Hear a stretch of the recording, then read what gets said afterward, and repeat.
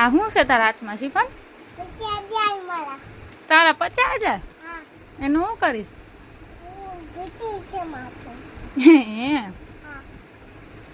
ગણી લીધા તે? તને આવડે ખોલતા? ના આવડે તો પૈસા કેમાં રાખી? જોવો ગાઈસ, અમારા શિપનભાઈ પાસે 50,000 છે. હવે શિપનભાઈ વાપરી નાખશે. કેટલા વાપરવાનો? 2 જ વાપરવાનો. દેખાડ તો ખરી પૈસા તારા મને.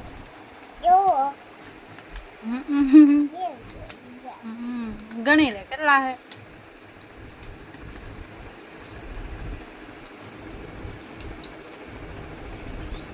શિપન બાય બાય કરી દે તો.